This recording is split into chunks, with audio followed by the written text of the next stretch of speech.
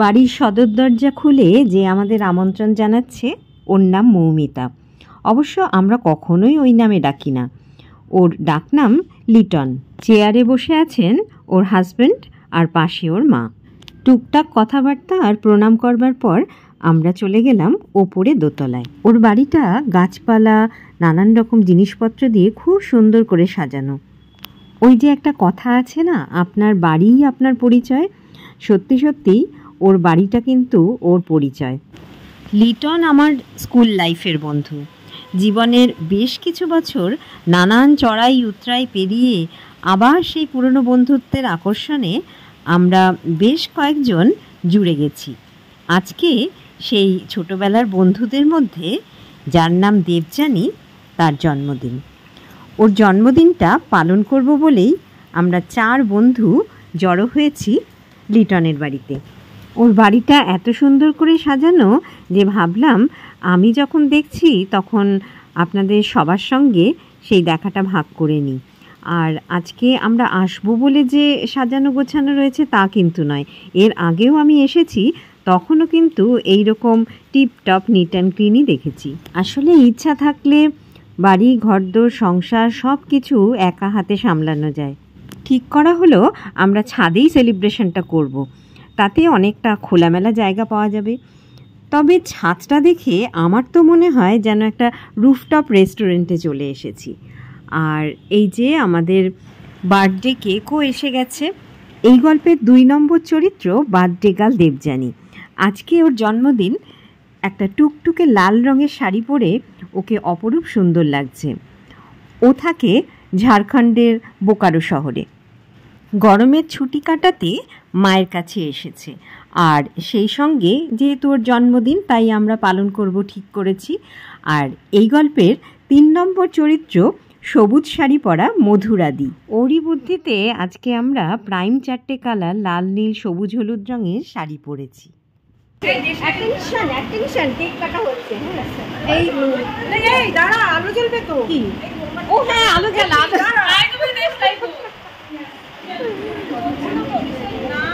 দেবযানী কত বয়স হলো রে তোর? বয়স বলা যাবে না।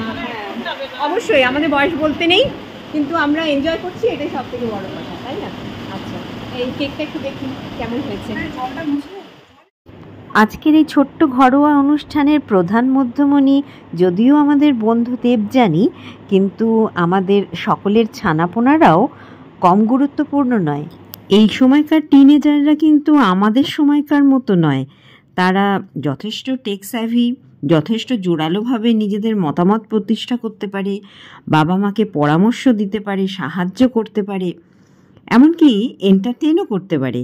তাই ওদের সঙ্গ আমাদের খুব ভালোও লাগে আর প্রয়োজনও। আর আমরাও এমন একটা সময়ের মা বাবা যারা বাচ্চাদের থেকে দূরত্ব বজায় রাখতে একেবারেই চাই না, বরঞ্চ ওদের বন্ধু করেই রাখতে চাই। তাই আমাদের ছোটোখাটো অনুষ্ঠানে ওদের উপস্থিতি খুবই প্রয়োজন। এখন চলছে কেক কাটার পালা। কেকের উপর ম্যাজিক মোমবাতি জ্বালানো হয়েছে, যেটা বারবার ফু দিয়ে নিভিয়ে দিলেও আবার পর মুহূর্তে জ্বলে উঠছে।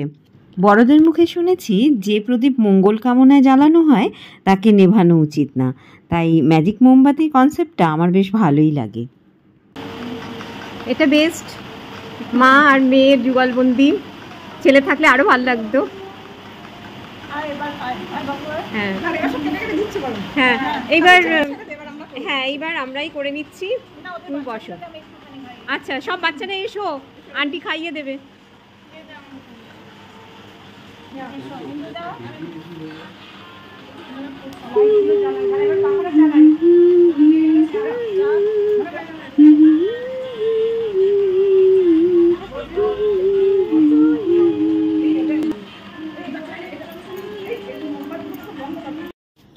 এই হচ্ছে ম্যাজিক মোমবাতির বৈশিষ্ট্য।